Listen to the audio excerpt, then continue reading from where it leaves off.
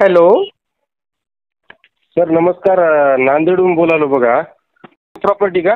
हो सर बोला ना. सर ते सिडकोला पाठीमागे जे लॉटरी आली होती ना. हां हां ऑक्टोबर 2024 ची म्हणताय ना. माझे पसंती सिडकोचे घर.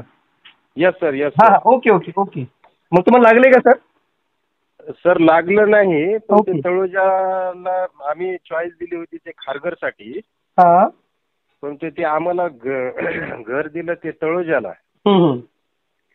पण ते आम्हाला नकोय. हां पण तसं आपण कळवलं पण होतं की नकोय बुवा म्हणून. सरेंडर केलं होतं ना? हो हो सरेंडर हां केलं होतं. Okay okay. आणि सिडकोला तसं कळवलं होतं? सिडकोला तसं कळवलं होतं. Okay okay. हां मग आता? पण अजूनपर्यंत आता ऑफिसला पण 7-8 वेळेस जाऊन आलो, ऍप्लिकेशन देऊन आलो. हां त्या तिथल्या कर्मचाऱ्यांशी पण बोलणं झालं. ओके. येतील असं ते सारखं बोलतायत. म्हणजे अनामत रक्कम जी मुदतीची आली नाही अजून तुमची? अनामत रक्कम अजून सर 1.5 लाख रुपये अजून आले नाहीत. मी 10 जणांचे 20-20, 10-10 कोणाचे 5-5 करून ते भरलेत. काही पैसे व्याजी आहेत सर.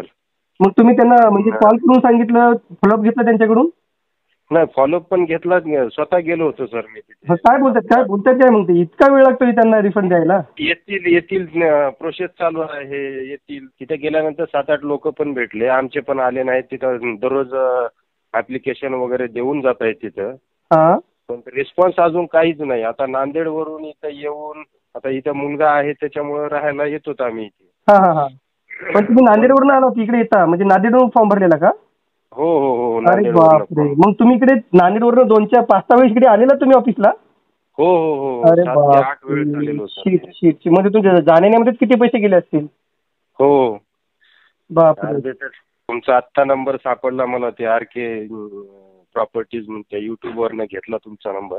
अरे वा बरं झालं सर तुम्ही कॉल केलात. नाहीतर मला पण एवढी कल्पना नव्हती. मला वाटलं ऑलमोस्ट झाली असतील रिफंड त्यांची. नाही नाही नाही अजिबात काहीच नाही. म्हटलं तुम्हाला एकदा कल्पना द्यावी.